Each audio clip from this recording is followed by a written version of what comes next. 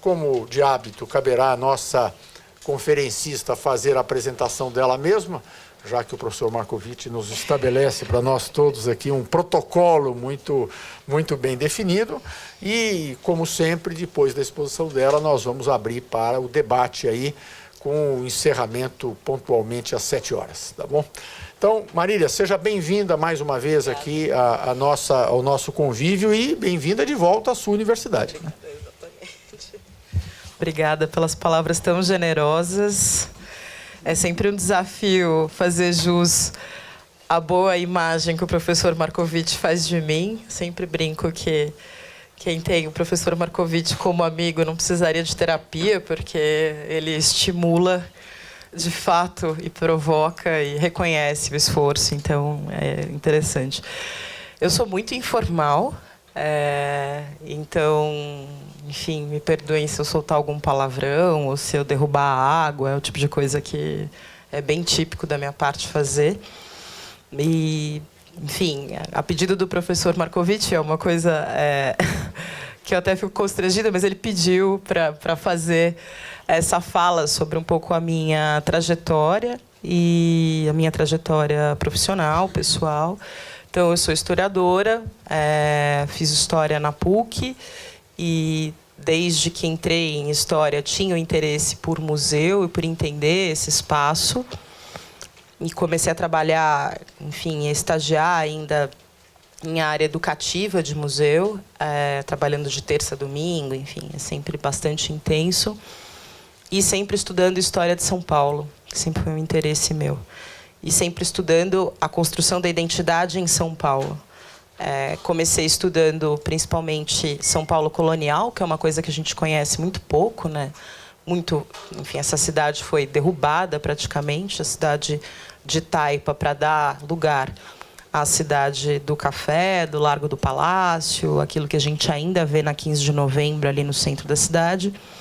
E aí consegui uma bolsa para vir fazer a especialização do curso de museologia que tinha aqui no Museu de Arqueologia da USP, que hoje virou mestrado em museologia, focando também no que sobrou dessa história de São Paulo e como se constrói, como não falar de São Paulo colonial é muito sintomático dentro da construção da identidade paulista. E aí, enfim, trabalhando sempre nas áreas também de documentação museológica, de pesquisa em exposições e tudo mais, fui ampliando esses campos de ação dentro da museologia e fui trabalhar na coordenação de uma oficina cultural em Santos, que era radicalmente diferente do que eu estava fazendo, para entender também como funcionava a máquina pública, num modelo que tinha sido recém-implantado, que é o modelo de organização social de cultura, que depois da conversa, se alguém quiser também falar sobre isso, também a gente pode conversar, para entender exatamente como funcionava, como que era essa dinâmica da cultura dentro desse contexto de gestão, como que você normatiza, como você controla produto, resultado na área da cultura. Então, o que é resultado na área da cultura? É número de visitantes, é número de inscritos, é número de participantes. Então, também comecei a trabalhar na frente de gestão em termos de indicadores e entender o que quer dizer isso na área da cultura. E aí, depois, enfim, nesse percurso, tudo meio em paralelo, eu fui fazer um mestrado em Lisboa, na Universidade Lusófona, um mestrado em museologia social. Então, dentro da discussão de museologia, é ponto pacífico que museus têm uma função social. O que quer dizer isso, né? Quer dizer, tem um educativo? Quer dizer, faço atividades para público em vulnerabilidade social? Não. Quer dizer que o museu é uma instituição da sociedade e que traduz e provoca a sociedade a pensar a seu respeito, a respeito próprio, a respeito de si mesma. Então, também continuei ainda na linha da identidade de São Paulo, de discutir como se constrói. Então, até meu encontro com o professor Marcovitch foi um encontro muito interessante. Eu sou muito grata, porque quando a gente se conheceu num contexto de um programa do Empreendedores e Pioneiros, né, Pioneiros Empreendedores, e eu falei, professor, odeio, acho mega conservador isso.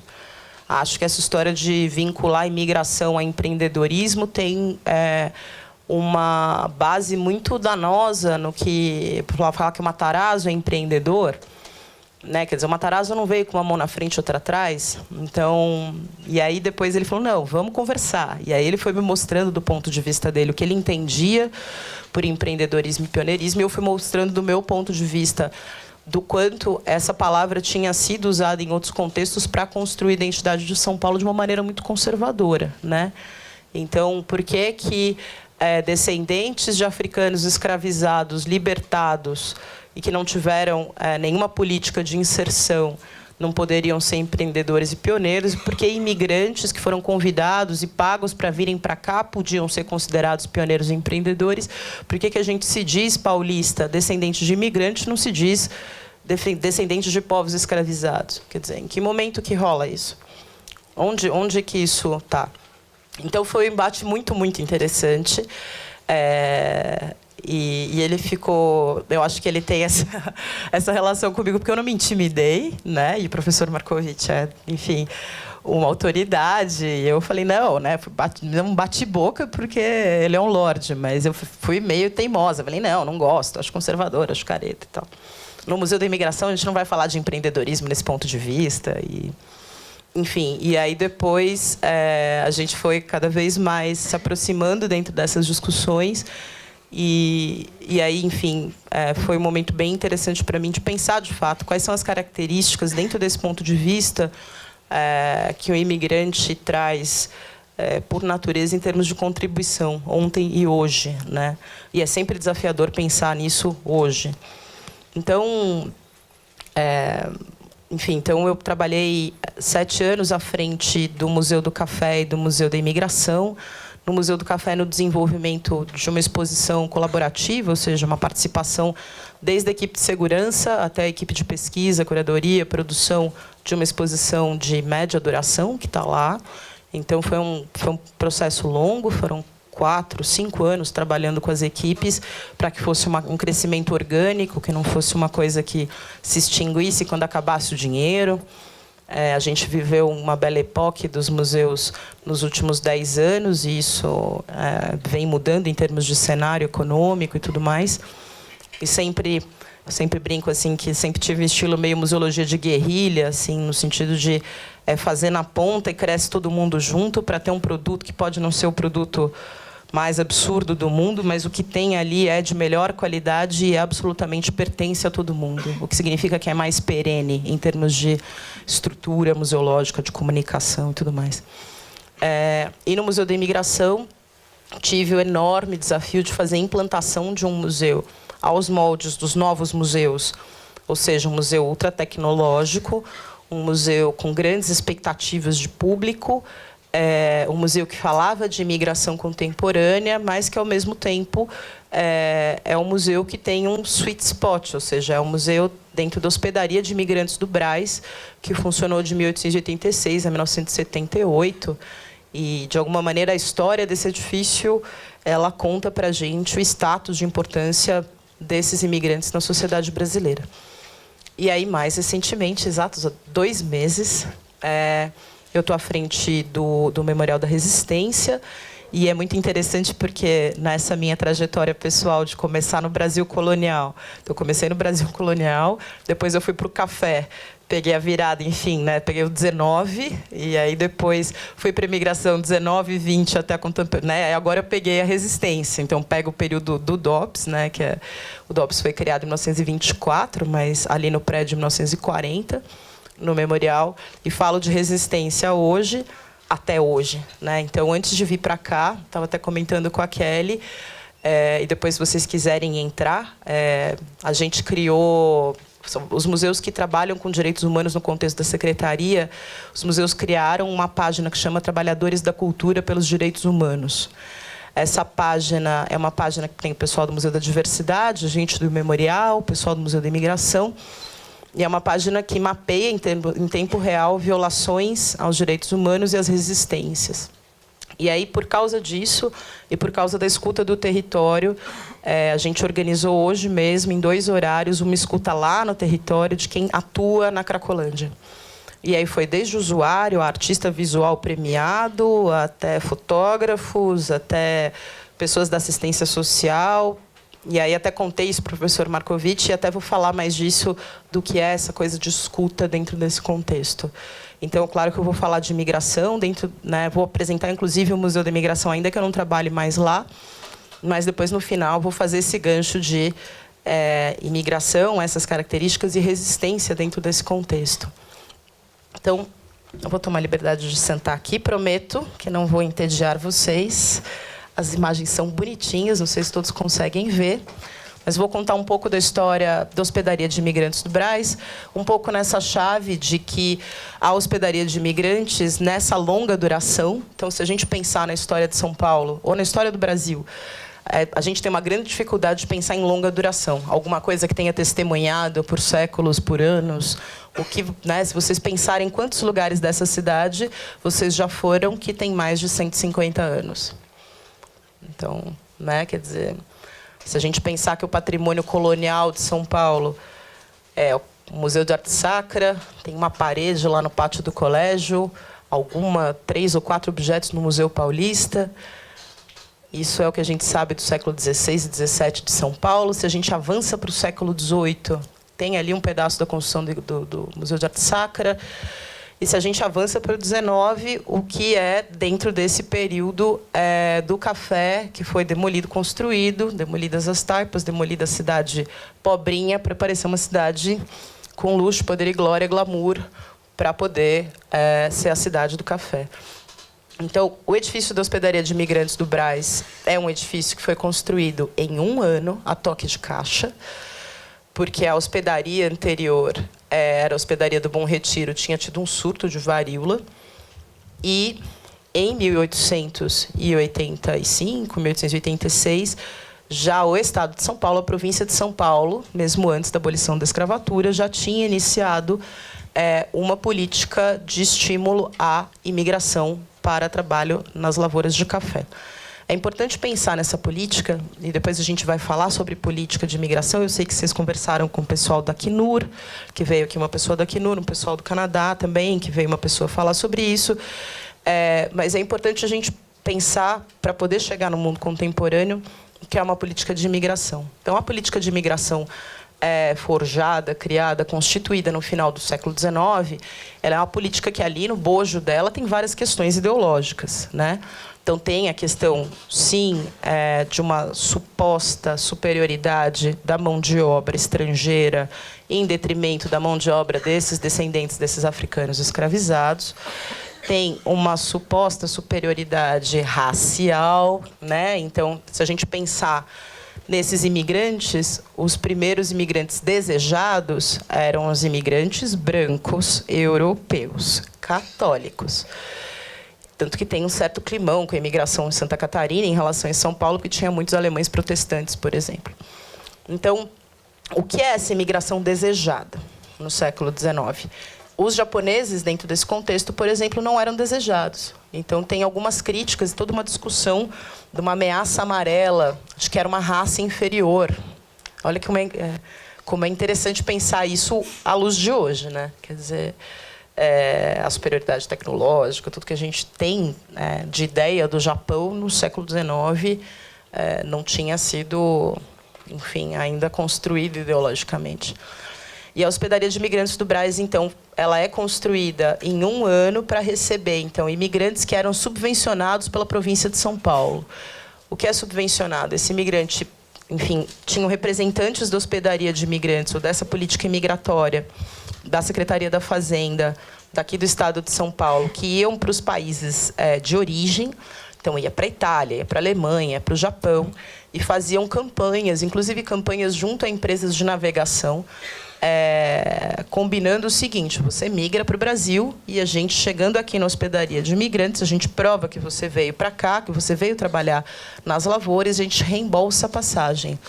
Mas não desligue ainda, não só reembolsa a passagem, como a gente te encaminha para o trabalho, e você também pode mandar uma carta para um parente seu para ele também vir. Se ele vier com essa carta, é mais fácil ainda, que eram as chamadas cartas de chamada. Bom, esse processo, obviamente, não se faz, mesmo depois da abolição da escravatura, a relação desses fazendeiros com esses imigrantes não era necessariamente uma relação de trabalho, uma contratualização de trabalho como a gente pensa hoje, a ponto do governo da Itália proibir a imigração no final do 19 para cá, para o Brasil, e o Brasil correr para garantir que esses fazendeiros mantivessem uma relação mais clara com esses imigrantes. Mas tem muitos casos muito dramáticos que as pessoas vêm para cá e elas recebiam pedaços de terra para poder trabalhar e trabalhavam para a fazenda, mas elas não tinham enxada, elas não tinham semente, elas não tinham insumo, e aí elas compravam isso onde? Na venda do dono da fazenda, e ficavam devendo por 3 ou 4 anos, ou seja, trabalho análogo à escravidão. Então, você tem muitos relatos de famílias que fugiam no meio da noite de uma fazenda de café para outra e tal, por causa desse contexto. E a hospedaria de imigrantes do Brás era o primeiro ponto. Então, aqui são algumas imagens. Tem uma história bonita sobre isso, que é que nos portos da Itália tinha-se uma tradição de que a família ficava com um pedaço da fita e o imigrante ia para o navio com outro pedaço da fita. Então, ficava alguém no porto e alguém no navio, e aí o navio, quando embarcava, rompia a fita e cada um guardava um pedaço como lembrança daquele momento da despedida. A hospedaria de imigrantes era enorme. Quem não foi ainda ao Museu da Imigração, eu realmente recomendo. Claro que eu sou suspeita, mas eu recomendo, porque mostra um pouco a escala da importância disso. Em geral, esses imigrantes vinham de navio.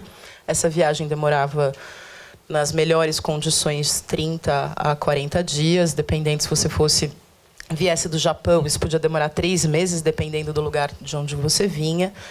Em condições insalubres, porque o Brasil só reembolsava passagens de 3ª classe. Então, era uma viagem bem dramática. Tão dramática que uma parte das pessoas, às vezes, ficava em portos anteriores. Então, tem famílias divididas pelo Porto de Buenos Aires e o Porto de Santos. Famílias, enfim, que perderam, enfim, filhos e irmãos e pais em epidemias dentro dos navios. E é importante também pensar que, nesse contexto do final do 19 e do começo do 20, esses países de origem estimulavam a imigração, né? Então, tanto a Itália, quanto a Alemanha, quanto o Japão, até 1920, tinham políticas de emigração, por questões no caso da unificação da Itália, o que era o trabalho no campo, no caso do Japão também, em relação à questão do trabalho, no caso da Alemanha também. Então, tem uma coisa de uma certa convulsão com a questão da industrialização no seio desses países, e um desejo para que as pessoas que não se encaixassem dentro desse sistema migrassem para outros países. Então, as hospedarias existem dentro do 19 no 20, em países de maneira muito parecida, aqui em São Paulo, em Buenos Aires, que tem o Museu da Imigração de Buenos Aires, que é bem parecido com o Museu da Imigração aqui, a Ellis Island, que acho que é a mais famosa, que é em Nova York, e do lado ali da Estátua da Liberdade. Aqui também, no Rio de Janeiro, tem também o Museu da Imigração ali, enfim, agora me fui, da Ilha das Flores, e outras hospedarias que existiam aqui em São Paulo mesmo.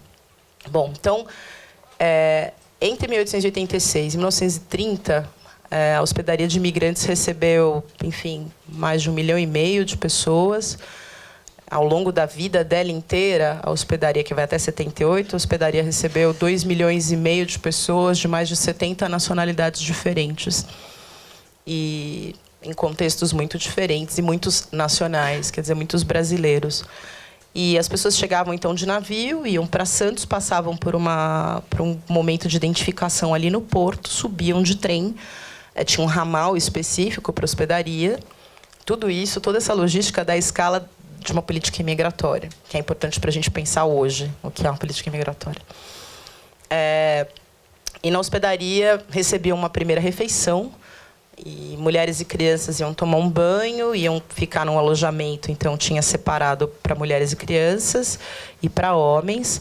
Lembrando que, dentro desse contexto, a partir de 12 anos era considerado adulto, era considerado uma cabeça de trabalho.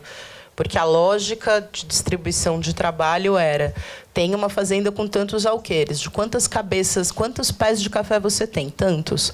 Tantas cabeças fazem tantos pés de café. Então, era essa lógica de negociação e encaminhamento de trabalho dessa mão de obra. É importante também a palavra dentro desse contexto, essa mão de obra. E então as pessoas chegavam na hospedaria, passavam por um momento de registro, recebiam uma refeição. A refeição na hospedaria basicamente era café, pão, mortadela, e no almoço arroz, feijão preto, porco, muito pouca verdura, alguma fruta, em geral melancia ou banana. E então, era uma coisa muito simples, e que causava um enorme transtorno para as pessoas que chegavam aqui. Então, imagina para um japonês, chega o feijão salgado, misturado com arroz, e tem uns pedaços de porco, e não tem fruta, não tem verdura, não tem... né? Então, tem várias histórias de que os japoneses na hospedaria faziam conserva com as cascas de melancia. Para as pessoas do leste europeu, arroz era uma coisa de gente muito, muito rica, e feijão era uma coisa de gente muito, muito pobre. E aqui chegava e comia todo mundo, e comia misturado ainda. Então também tinha uma coisa que parece lavagem. Então tem várias questões. Mortadela também, para uma boa parte, nunca ninguém tinha visto mortadela, jogavam fora. E aí tinha gente que já sabia que era mortadela, guardava. Então tem muitos casos, e o Museu da Imigração tem uma coleção de depoimentos de história oral só editados nessa parte de alimentação, que é realmente incrível, assim, porque dá uma escala também do quanto o quanto esses imigrantes trouxeram de variedade, não só para São Paulo, mas para o Brasil, em termos de alimentação, e o que era esse primeiro contato, né? E depois disso, descia o chefe da família, descia para um escritório de colocação, e aí o cara falava, bom, então quantos filhos, quantas pessoas, você tem alguém, tem algum conhecido? Tem um primo meu ali em São Manuel. Então tá bom, vou ver se tem alguma fazenda lá perto. Então tinha o encaminhamento da hospedaria, e aí essas fazendas tinham que ser cadastradas dentro desse projeto, e com esse cadastramento, a hospedaria embarcava essas famílias com um farnel, com uma marmitinha, até a fazenda de destino.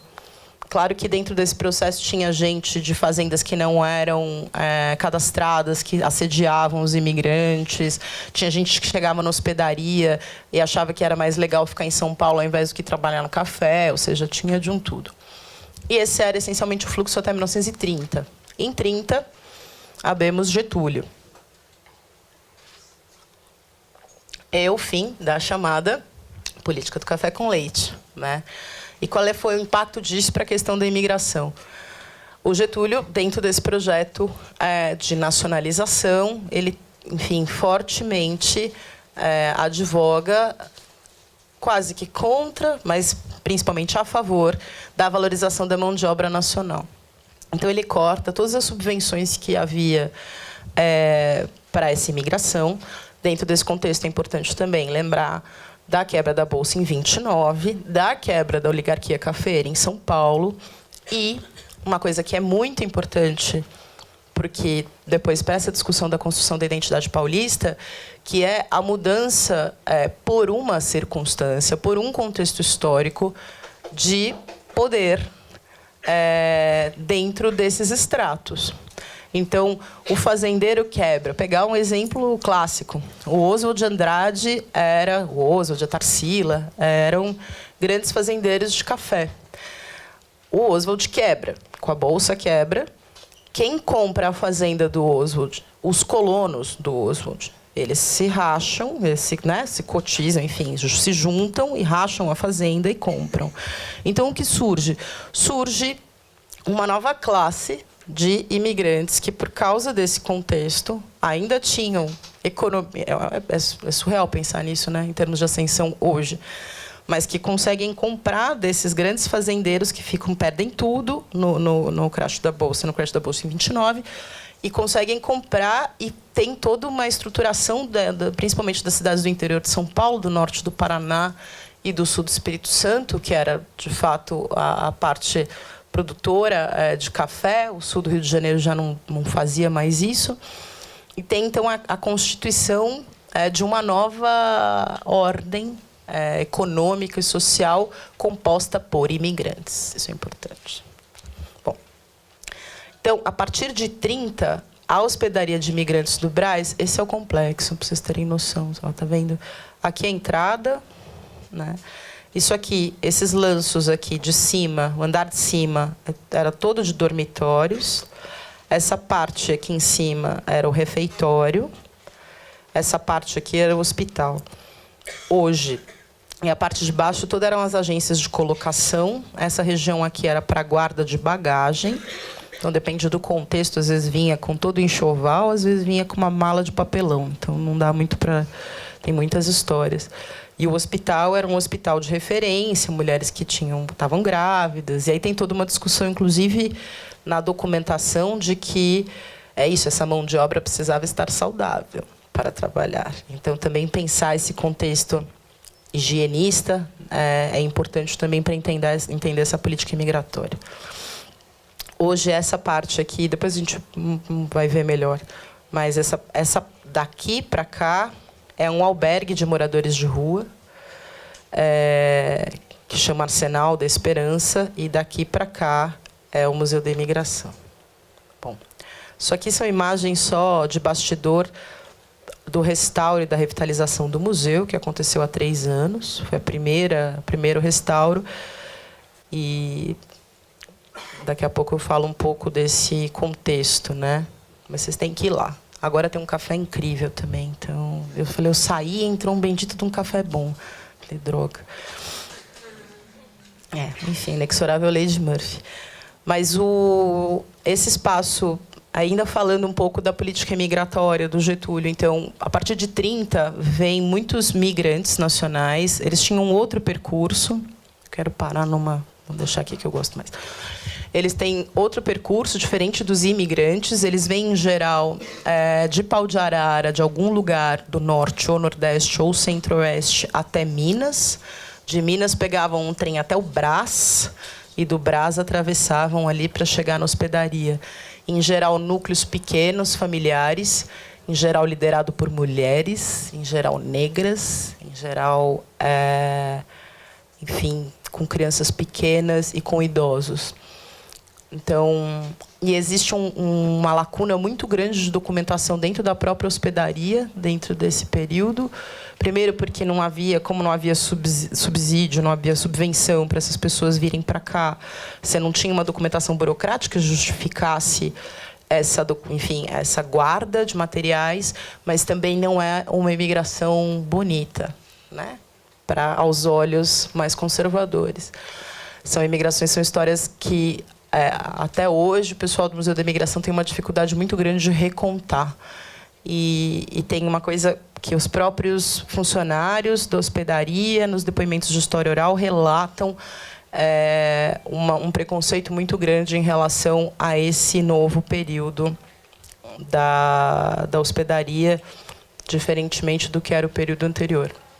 Então, fala bastante estruturalmente de racismo e preconceito.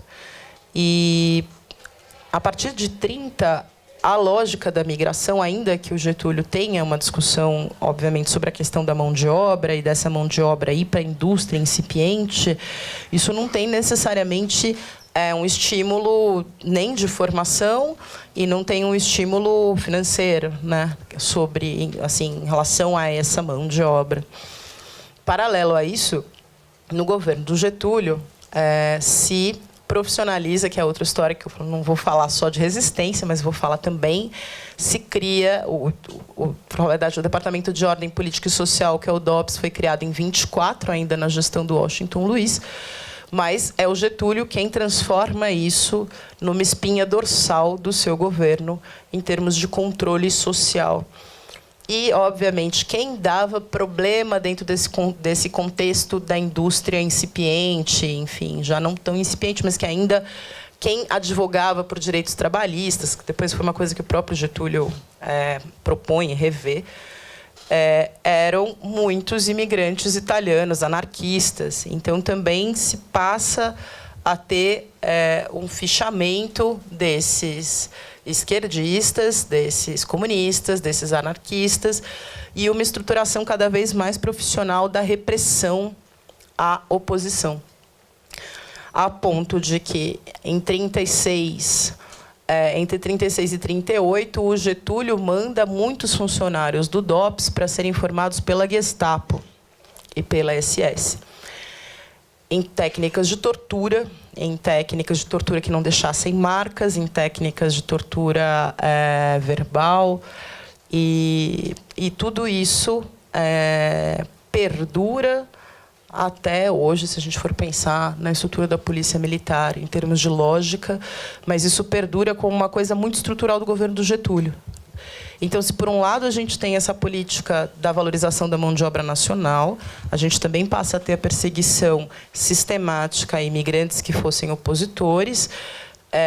Então, de repente, essa mão de obra era desejada peronomútil, foi desejada ali na época do café, mas agora é desejada, né? Será que é? Em que contexto?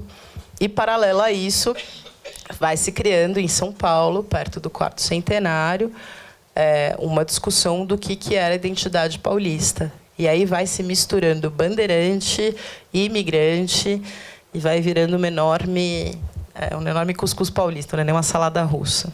Bom, a partir do momento que a política migratória no Brasil não trata mais de mão de obra, ela passa para a questão humanitária, ela passa a existir só em termos de lei, não em termos de estrutura. Então, quando a política migratória no Brasil tinha, de fato, essa questão do café, você tem uma lei e você tem toda uma estrutura de linha férrea, de hospedarias, de subvenção e tal. A partir do governo do Getúlio, as leis continuam, a estrutura fica basicamente amíngua. É muito interessante pensar nesse contexto ainda, e tudo isso, para a gente vai chegar nas questões da imigração mesmo, das características e tal. É importante pensar depois no próprio papel do Brasil em relação à política internacional, a adesão. Então, em 1938, o Brasil proíbe o ensino de línguas estrangeiras pelas comunidades de imigrantes. Ele proíbe, inclusive, que imigrantes venham para os núcleos coloniais, proíbe núcleos coloniais que tenham uma característica identitária de outro país. Ele estabelece cotas de 5% por ano de imigrantes de determinados países para o Brasil, de 5% do que já existe aqui. Então, 5% da população oficial de italianos, 5% da população. E esses imigrantes, eles têm toda uma discussão da assimilação, que é uma questão importante, depois eu vou retomar, da assimilação e da verdadeira aí tem uma coisa, a verdadeira etnia brasileira. Isso está escrito na Constituição de 1938, se eu não me engano.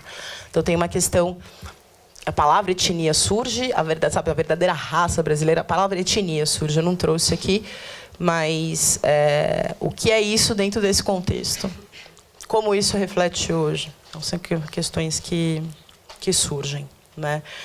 E, em 1942, o Brasil declara guerra contra o eixo, que, por acaso, eram, de fato, os países que mais mandaram imigrantes para cá, né? Então, se a gente for pensar Itália, Japão, e se a gente também pensar Portugal, então, todos esses governos conservadores, autoritários, ditatoriais, no contexto da Segunda Guerra, eram...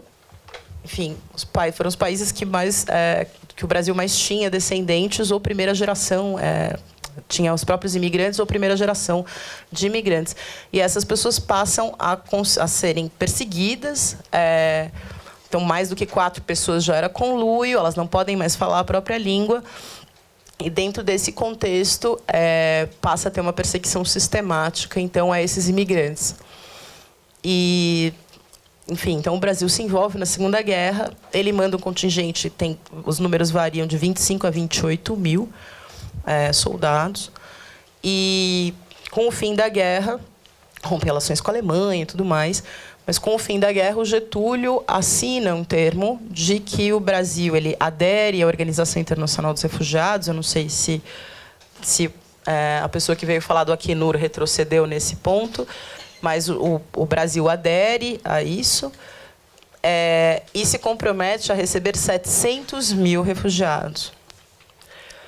O Brasil recebe até 51, 25 mil refugiados, que é exatamente o número de pessoas que o Brasil mandou para lutar na Segunda Guerra. Por quê? Então, em tese, na lei, ele dizia que ia receber 700 mil. Mas o que estava dito dentro das estruturas aplicadas de imigração ou de ordem, de controle de ordem política e social, que o bom imigrante era branco, europeu e católico. Judeu não, porque é naturalmente subversivo. Tem um documento no DOPS que fala isso. E eu falei isso outro dia no Museu Judaico, muito apavorada. E aí todo mundo riu, ainda bem. Então, os judeus eram considerados naturalmente subversivos e, obviamente, não iam receber ninguém de nenhum país da então União Soviética, porque é ameaça comunista. Ou seja, dos 700 mil, quem estava apto a vir para o Brasil? E esses 25 mil que vieram, não vieram nem com financiamento do Brasil, vieram com financiamento da Suíça. Então, existia uma política de refúgio no Brasil? O que era a política migratória no Brasil dentro desse contexto na década de 50? Era uma lei. Ela é aplicada? Enfim. Então, aqui são imagens do Museu da Imigração, que são mais gerais. Eu não vou entrar tanto na questão do museu, mas o museu tem um pressuposto de trabalhar, o que é muito desafiador, com as comunidades de imigrantes e descendentes diretamente, o que faz com que seja uma mini guerra civil em cada reunião.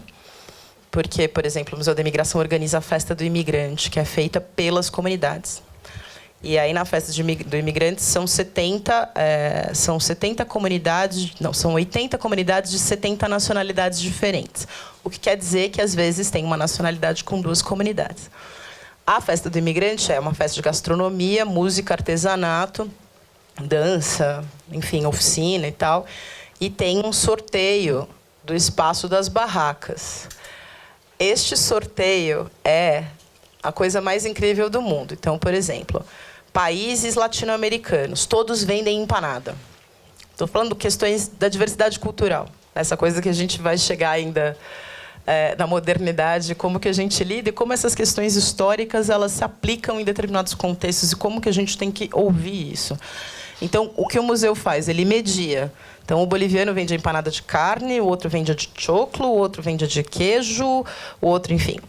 Aí você tem russos e lituanos, que tem uma história... Aliás, é incrível, quem quiser estudar isso, eu sempre recomendo, que tem uma rixa histórica, com histórias incríveis e assustadoras, às vezes, na Vila Zelina, que é um bairro da Zona Leste de São Paulo.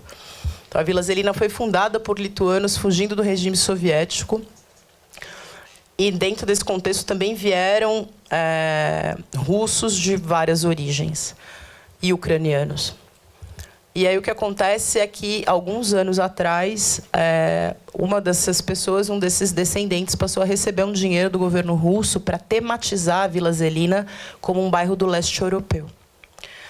Bueno, até aí, né, parece tudo simples. Só que aí a lógica dessa pessoa, desse russo, é uma lógica soviética. O que quer dizer que a Lituânia não existe. O que quer dizer que o bairro passa a ser russo ou soviético. Então, ele passou a advogar por tirar placas de fundadores lituanos das praças. A missa que acontece em lituano passou a ser boicotada. Contrataram um morador de rua para tirar ele de uma praça, tiraram ele debaixo de uma ponte na Moca para ele morar na praça lituana. Então, os lituanos e os russos, até hoje, você vai falar assim, nossa, mas a gente está em 2017. E aí, eles não conseguem, eles não se falam. E ainda tem um pedaço da comunidade russa que virou 2, então uma briga de família. E já aconteceu, enfim, eventos do tipo, uma briga entre um roubou a namorada do outro, de uma barraca da Rússia para outra. E uma barraca da Rússia, estavam todos, cada um vestido de uma região da Rússia.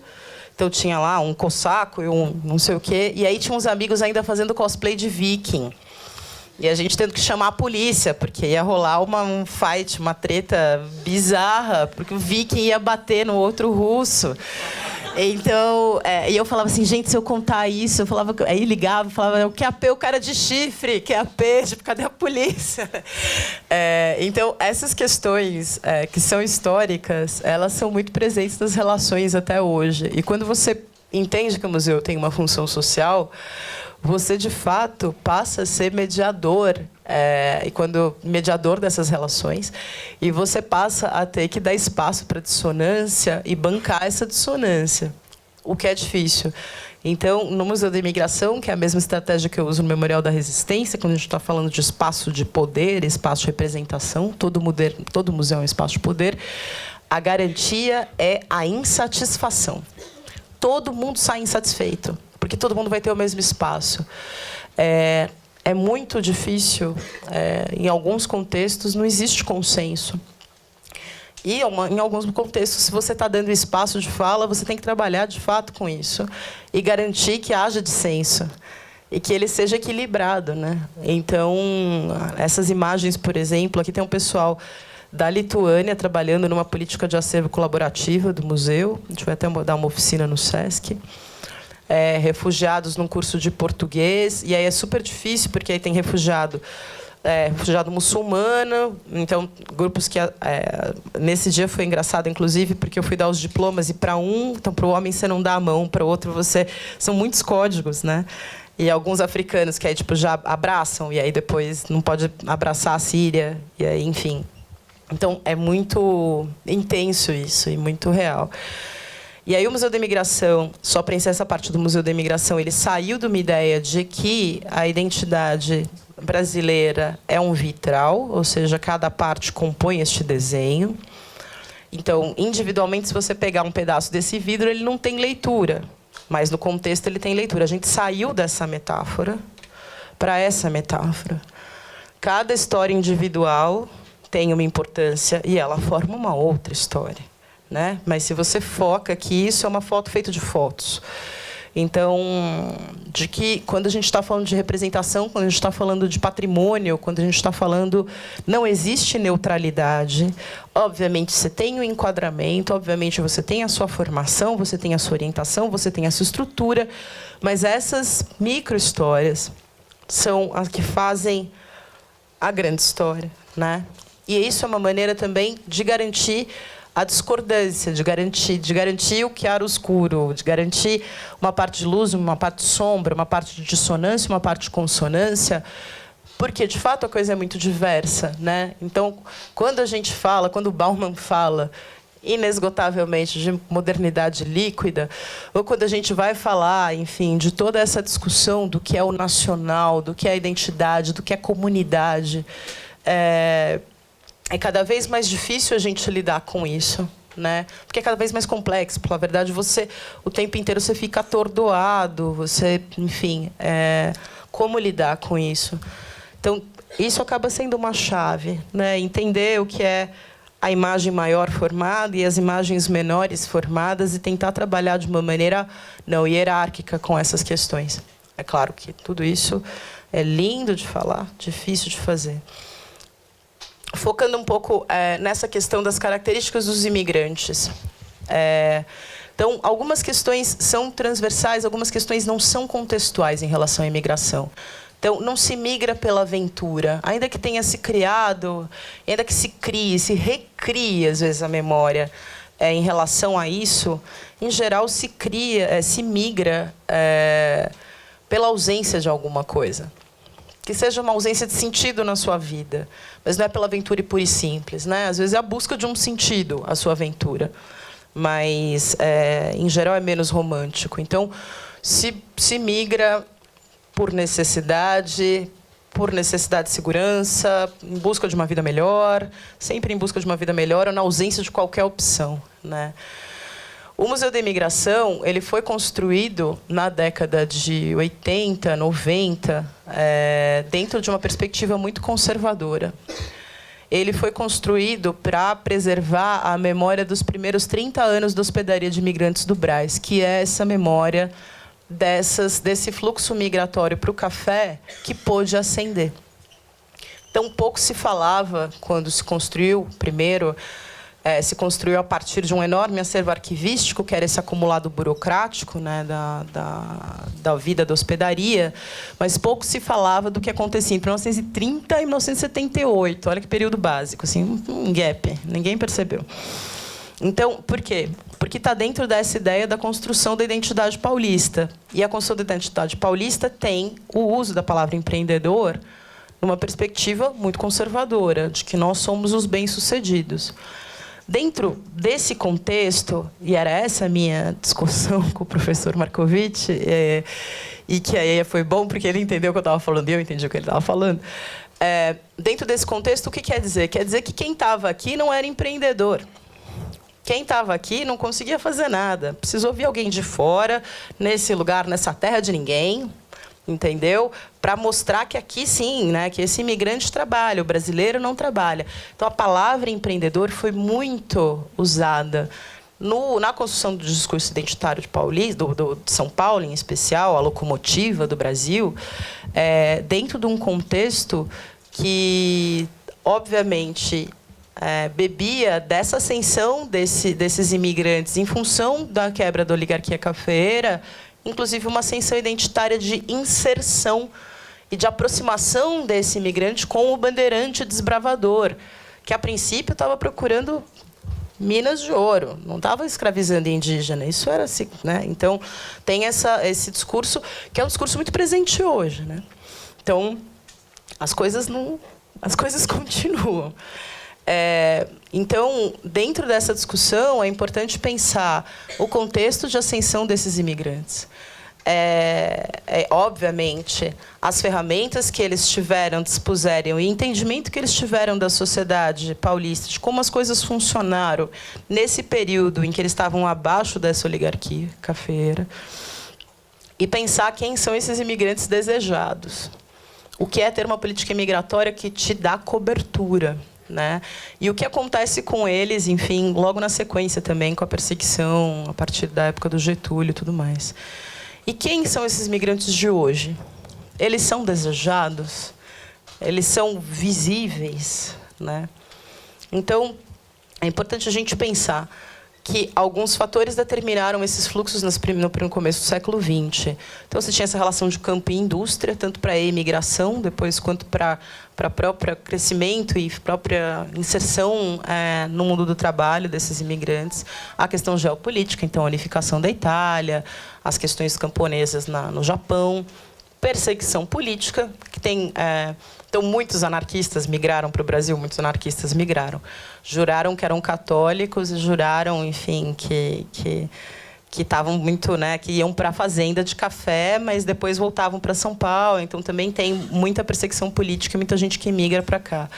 E perseguição religiosa, né? Dentro do contexto mais geral. No Brasil tem menos, mas ainda assim tem outros fluxos que não passaram pela hospedaria e pelo café que vieram por perseguição religiosa.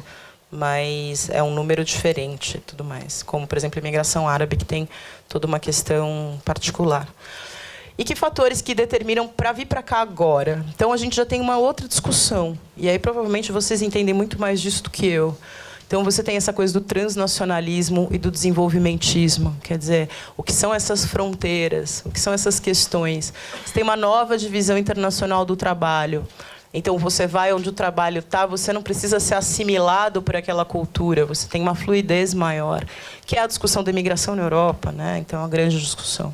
A migração de crise, que continua sendo, por exemplo, a grande questão da imigração das populações africanas hoje para cá, e que é um número muito grande, e muitos poderiam ser considerados refugiados, só não são porque ainda não tem status disso, de guerra civil.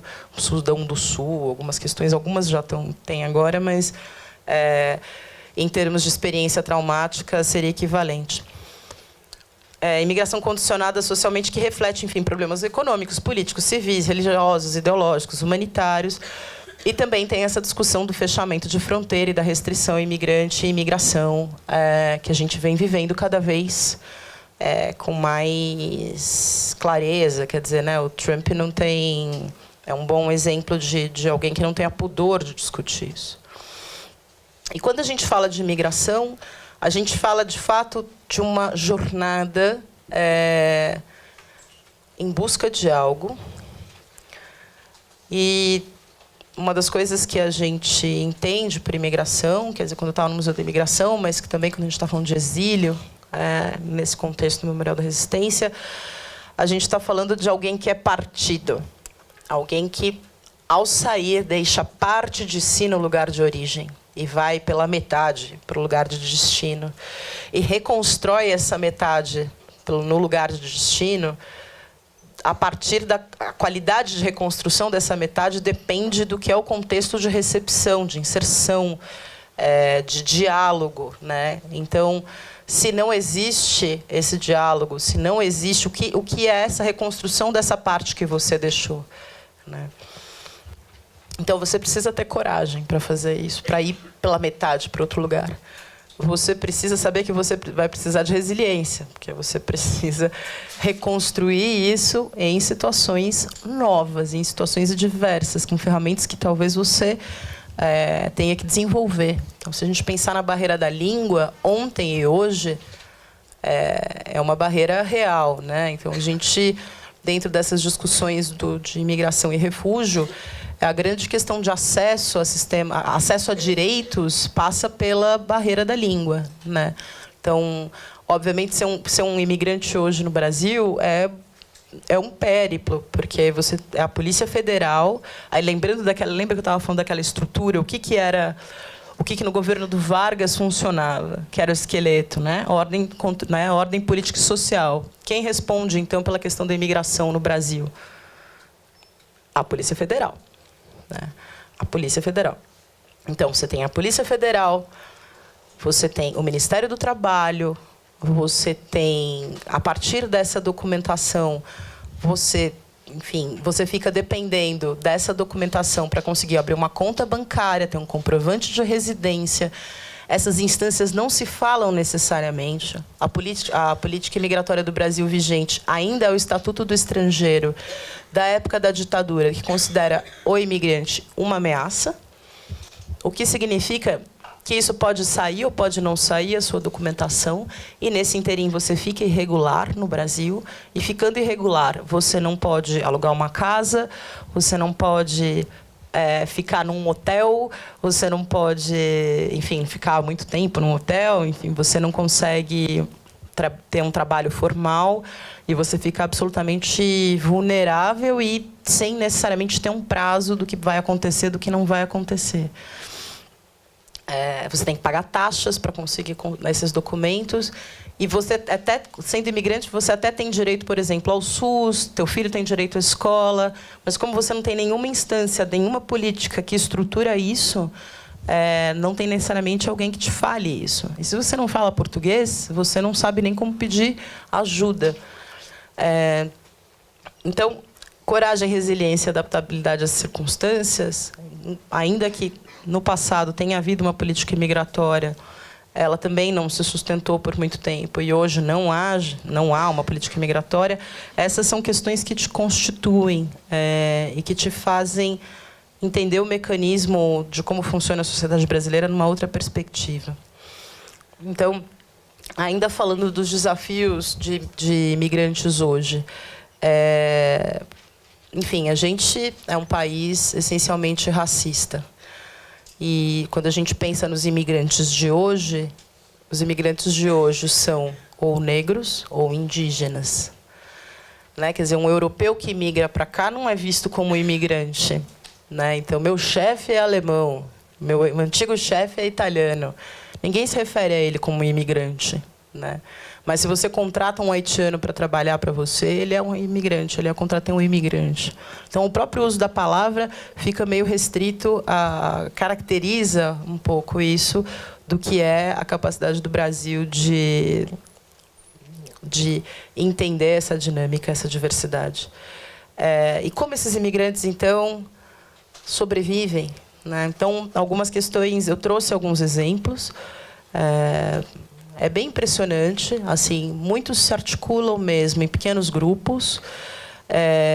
O nível de articulação, obviamente, depende não só do tamanho da comunidade, mas também, enfim, da qualidade desse processo de recepção. Hoje, todo o processo de recepção de imigrantes no Brasil é feito pela Igreja Católica, alguma coisa de algumas igrejas evangélicas, mas, oficialmente, o Ministério da Justiça transfere dinheiro para uma ordem específica, que são os calabrinianos. Eu acho que, né, o pessoal quem veio falar do Acnur deve ter falado melhor do que eu sobre isso. Mas, independente do contexto, se é refúgio, se é imigração, essa estrutura ela se dá quase no nível do voluntariado, porque a Igreja Católica trabalha numa demanda muito maior, enfim, ela atende muito mais gente do que tem capacidade. Convido vocês a conhecerem o projeto em especial da Missão Paz. O Padre Paulo é uma pessoa incrível, ele recebe as pessoas lá, tem muitas frentes de trabalho. E outros grupos se articulam. Então, por exemplo, imaginávamos com o começo, né, assim, a gente que acompanha o assunto, que a comunidade sírio-libanesa no Brasil ia receber os refugiados sírios, certo? Errado. A comunidade sírio-libanesa no Brasil não é necessariamente muçulmana. E muitos dos sírios que estão migrando para cá são muçulmanos. Então, os sírios estão dentro de um contexto de refúgio muito particular, e acabam usando também essa questão da guerra, diferente, por exemplo, de refugiados africanos, né?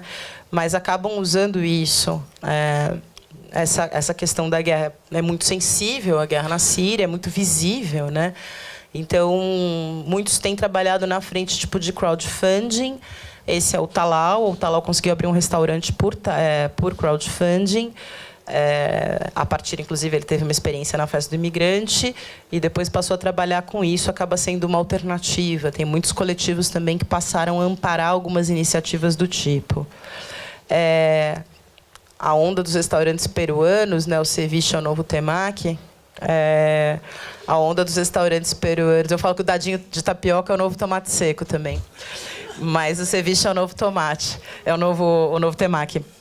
Então, se a gente pegar essa parte no centro, só o sucesso do Riconcito, o Riconcito peruano, que virou uma rede, e o Riconcito só emprega peruanos, acaba sendo... Então, a questão da gastronomia acaba sendo uma frente importante disso, de discutir isso. Então, aqui nesse pedaço ali na Guaianazes, na Aurora, perto de onde eu estou ali, tem tipo uns 5 restaurantes peruanos. E, enfim, essa é uma imagem da Missão Paz. Tem até um videozinho, não sei se está passando, mas que tem um enorme poema do... Não vai... Mas, enfim, eu acho que depois a gente pode... Eu posso deixar com vocês essa apresentação, se vocês quiserem. Como eu digo, assim, eu não sou uma pessoa... Eu não sou especialista em imigração, né? Eu sou especialista... Nossa, não sei como que eu sou especialista, mas... tipo, falei com tanta convicção, aí falei, putz, acho que não, né? Eu tenho trabalhado na área de patrimônio e identidade paulista. Mas... Eu fiquei até vermelha, rolou agora uma comoção. Mas...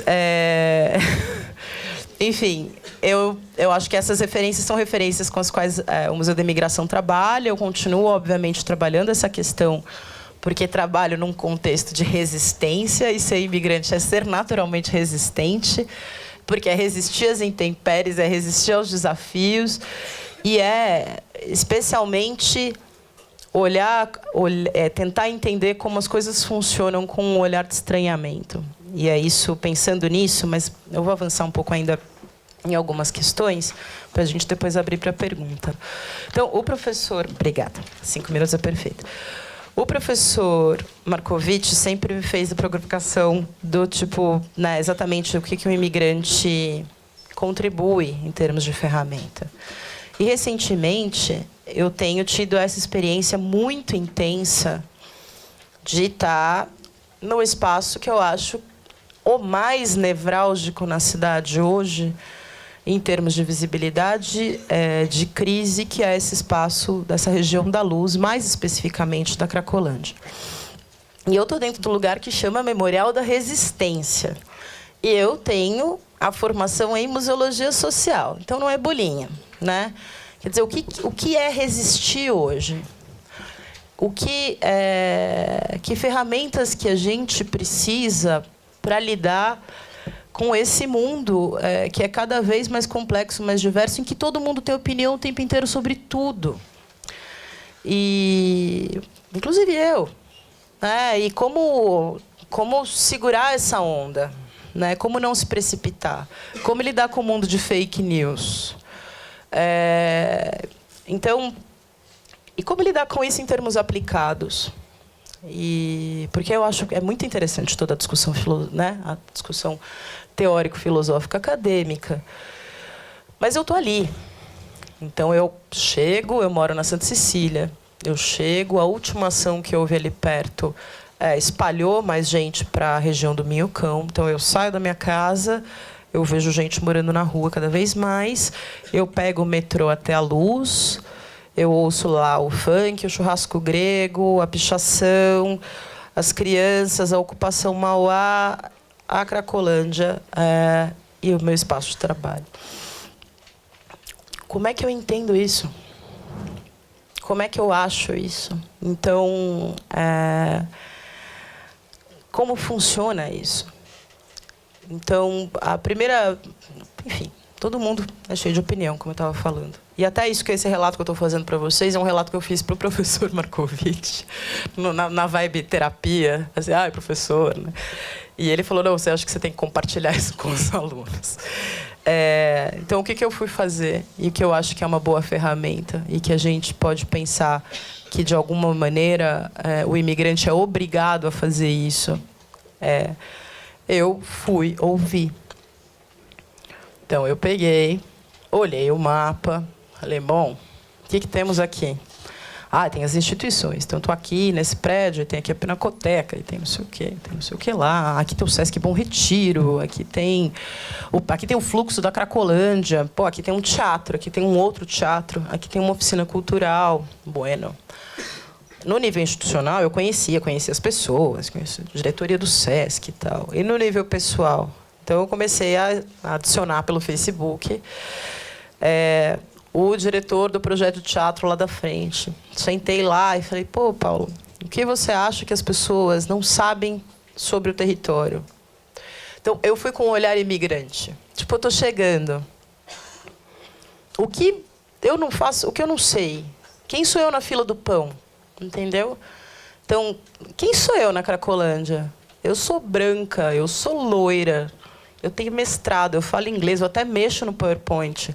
Quem sou eu para virar e falar o que eu acho para um usuário de crack?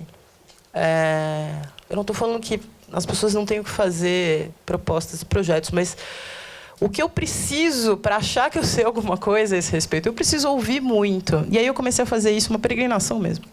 Comecei a falar, então falei com o pessoal, do pessoal do teatro, outro pessoal do teatro falou, vamos lá para o fluxo, vou te apresentar uns usuários.